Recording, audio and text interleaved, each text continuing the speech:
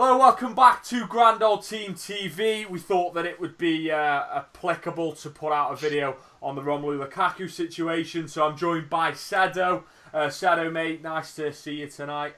Hi, mate. Okay. Yeah, thanks for doing this, mate. I know this is a little bit later than expected. I did try and get my professional camera set up, so because last time I did this, I got a bit of ag off the people on the forum saying the production value isn't great. You know, he needs to improve things. So I tried to up my game, mate, but failed because I'm the worst person ever with technology, evidently. So I need like a little geeky assistant. When I went to the to see the Toffee TV lads the other week, they had like two lads from, I think they studied like film at university or something, helping them with the cameras and stuff. So I need to get my own equivalent of that. So if anyone's watching and is a bit of a geeky tech expert, then obviously let me know, because I need your help.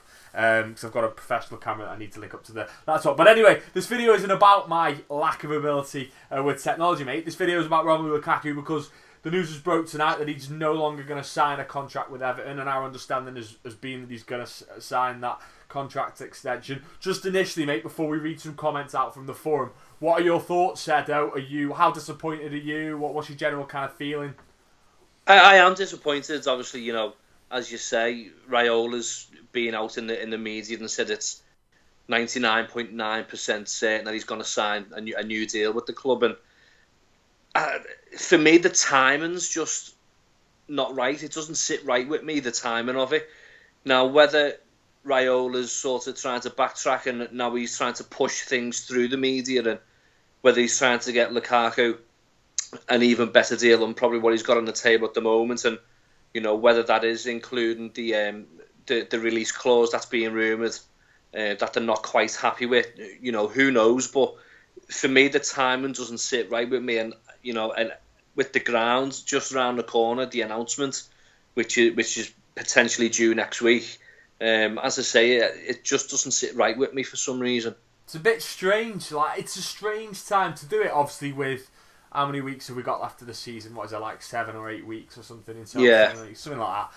And yeah, it's one of the things though where I'm kind of thinking, like, why wouldn't you just wait? If he does want to leave and he doesn't want to sign the contract, then just wait until the summer. It just seems, because now, I don't know about you, but I feel there's a bit of a situation now. Goodison's going to be interesting on Saturday. Like, I don't know, it just seems all very strange, and the fact that it was kind of like it was orchestrated. Like, all of a sudden there was this press release, 5 o'clock, all the media outlets started to run with it. It was a bit strange. And Martin G on the forum says, which is kind of alluding to the point you just made there, he says, if it's true that we wanted a 90 million release clause, then the club must be deluded to think any player in Rom's situation would sign that. He says, I think he's happy to stay, but if a big European club or top 4 type team comes in for him and he wants to be able to move on, I wouldn't blame him.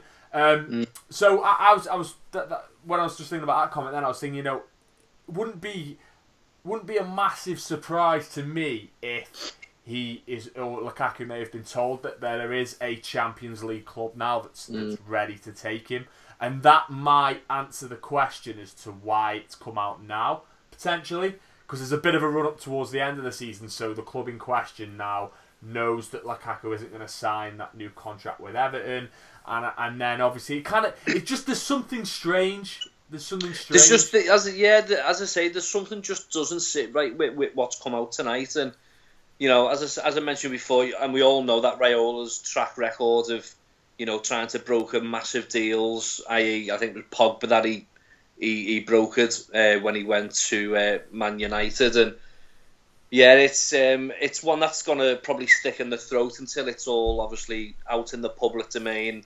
You know, until Lukaku said something, which probably he won't until the club have said something. I think what the fans will probably need now, more than anything, is for the club to come out and sort of express what is actually going on. You know, the facts of the situation. You know, Lukaku, no doubt about it, is ready for Champions League football. There's no doubt in that. And it's one of them. Are Everton ready for Champions League football if that does come next season? Now, Lukaku, I think he's 24 now. Is he willing to wait another year of his footballing career to try and get into the Champions League with Everton? I can see where he's coming from in a way that if he is trying to push for a move into the Champions League sort of teams, you know, we might not be able to give him that next season, and it's not a given. You know, even though we've got all this money to spend, allegedly, you know, it's not a given that he's going to be playing the Champions League with Everton. It could be with another team, and as I say before, you know, he is ready for the Champions League, and it's a question: are Everton? Well, I was having a chat with my old man earlier about it, and my old man was like, "Well, if he wants to go, then let him go. You know, if whatever. You know, if he just wants to leave, if he thinks he's good enough to play Champions League now, which obviously he is, then whatever. Just you know, kind of be gone with him almost." And I think that I've started to sense a little bit of kind of resentment from within certain segments of the fan base already to this. For me, though, I agree with what you're saying there. I mean, how long does Romelu Lukaku need to wait for Everton to get to that level? Like, what is that actually going to take? And remember as well, now Lukaku's been exposed. Well, recently since Fad Nashiri came on board, you've had, obviously, the major one in the summer was the transfer window in the summer, and we missed out on a few kind of high-profile targets then as well. And then, you know, in January, all right, you know, the Schneiderlin was a decent signing, but I just think maybe if we'd have made a bit more of a statement in the last two transfer windows, then potentially he would maybe be more inclined to sign. But for me, mate, if it is just purely down to the fact that he wants to now play Champions League football, and at 23 or 24, how old is he? 23, is he? I think he's 23 going on 24, I think. Yeah. So, yeah, I can't remember if he's 24 yet. But anyway, he's 23, 24 now, mate. He's well within his rights to look towards the Champions League now and go, that's where I should be. I mean, he's top goal scorer in the Premier League. He's probably, now with Kane getting injured, he's probably going to be the top goal scorer in the Premier League this season. So there's a bit of me that's like, obviously, look, for me, Everton's the best club in the world. Every footballer I want to play for Everton. Whoever plays for Everton, I want them to want to stay there for the rest of their lives. Of course I do. But if we're realistic, if he wants to move because of Champions League, I think the point I'm making is, can we really blame him? Probably not, and you know, we go back to the point that we said before about, you know, Romelu Lukaku is 100% ready to play in the Champions League. There's no doubt about it. You know, he could go and play for, you know, the likes of Real Madrid and, you know, win trophy after trophy, and it's something that we probably can't give him sort of on a continuing basis. You know, next season we could make top four, we could finish fourth, we could finish third, who knows? But the season after that, we could finish sixth, we could finish seventh, and then we're out of the Champions League. We've got to establish ourselves with a decent squad. And the point that you made just before was, I think we've missed a trick with the last transfer window with trying to bring in, and probably the previous one as well, trying to bring in that calibre of player to push us on to that next level. And we haven't been able to. So if we'd have signed you Witsels or your Matters, whatever, then I think we'd have made that statement to him then. Do you know what I mean? And I think from his point of view, but he's looking at it now and he's thinking, time's ticking down, you know, and footballers have only got short careers, that is a cliche, but that's the situation he's in. He wants to play Champions League now, and he's definitely not going to get that next season. He might get European football with us next season in the form of the Europa League, but it's not the Champions League. And the lad tweets about the Champions League every single week.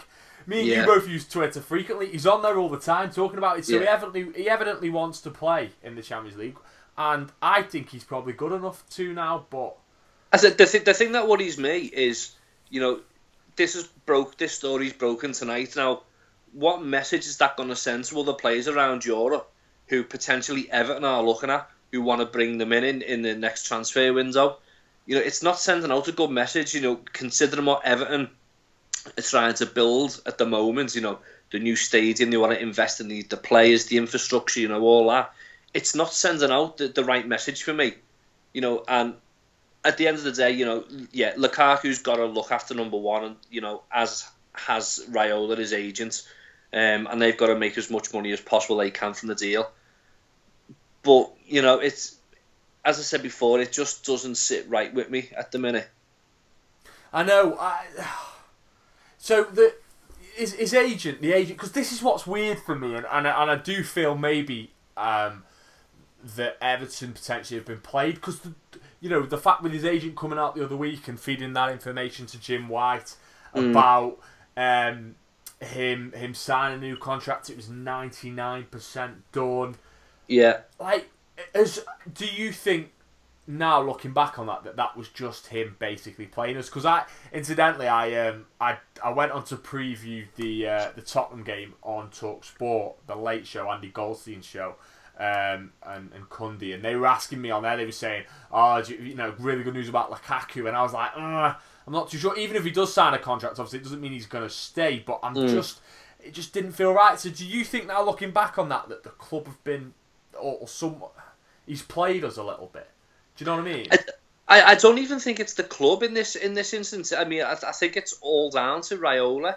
And as I said before, he's got a history of making transfer deals drag out, and he tries to get the most that he can for his player. But at the same time, he's looking after himself. He wants to make as much money that he can from any transfer. He must have made close to 25-30 million alone just from the Pogba deal.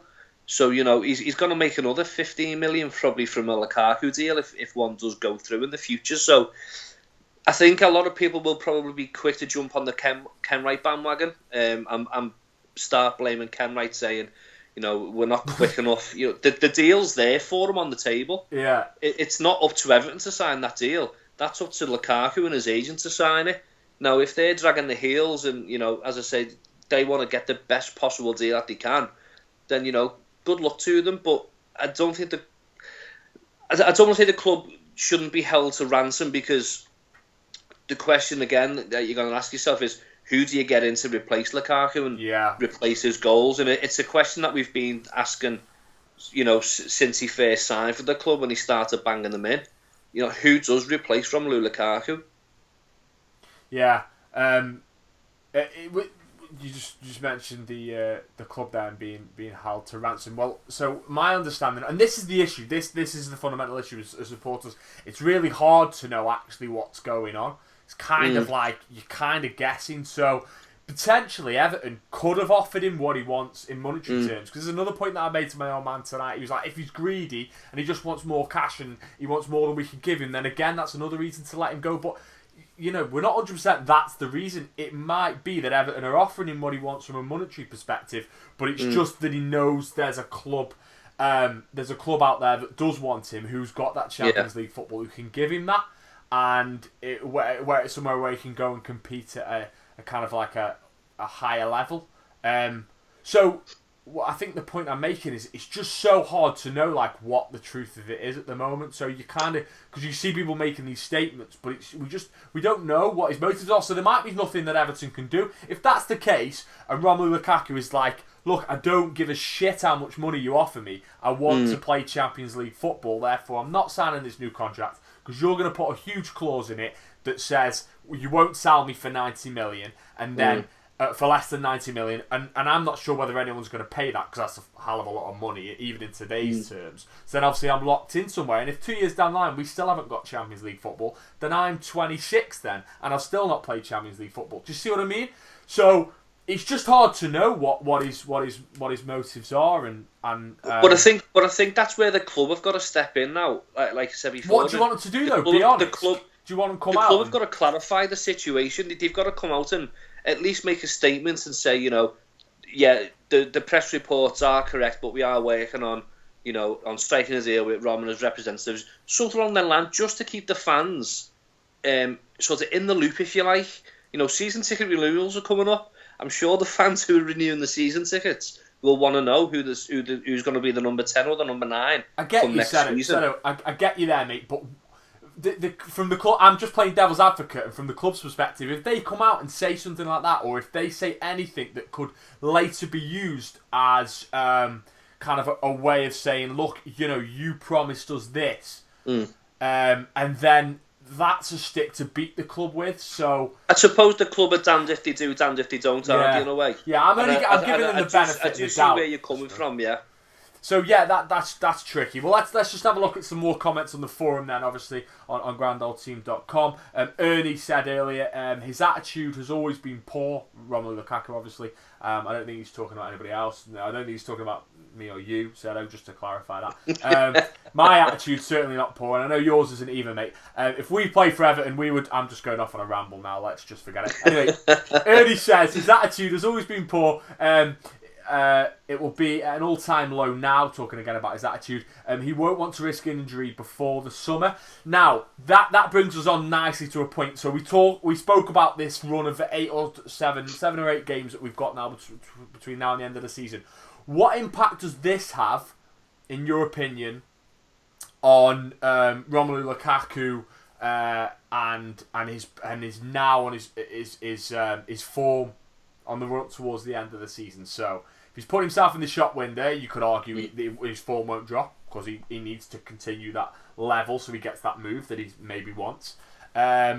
Or does he then now kind of hold off a little bit, and are we going to see that? And then every time now there's a bad performance, you do realise that if he plays poorly against Hull on Saturday, you know what's going to happen, don't you? He's given up, he's not arsed anymore, and then it kind of turns it toxic. What's your thoughts on that, mate? It's not going to change. I honestly don't think it's going to change. This hasn't just come out over the past couple of hours. Obviously, Lukaku's been thinking about this for probably weeks. Now, his performances over the past couple of weeks have been unbelievable. Been banging the goals in for us, and if he stops doing that now, you know, as you say, he's going to piss a lot of fans off. But it might turn a lot of clubs away from him as well, because they'll look at him and think, well, he hasn't got the right attitude to come to this club. He might score us, 20, 25 goals a season, but you know what? He'll probably play worse games for most of the season because of his attitude. So if his attitude's not right from now up until the end of the season for Everton, it might turn a lot of clubs away. Yeah, but it just kind of creates this situation. This is going back to the timing. So I think there was someone on the forum. It was Iggy Smith that said. I think that's how he puts it anyway. Some of these usernames, mate, I'm mad. The timing of the release today absolutely stinks. Why now? So the point's already been made, and it is that thing of like, this has all happened now with games still to play. So there's a situation that's been created that if he doesn't perform well, people are going to ask questions, and I just think it just sets him up a little bit. It just sets him up. It doesn't make it doesn't make any. The more I think about it, it doesn't make any sense. The timing of it to come out now. It's really, but really strange. I think that's where Raiola's taken a lot of the lead on it, and Lukaku's even said himself in press conferences, or not press conference, but post-match interviews and stuff, that I don't talk about my future. I leave that to the agent. So it's all agent driven. Now, in my opinion, if I had my way and I governed the UEFA or the FA, I'd ban them. They wouldn't be part of the game, because one, they filter too much money away.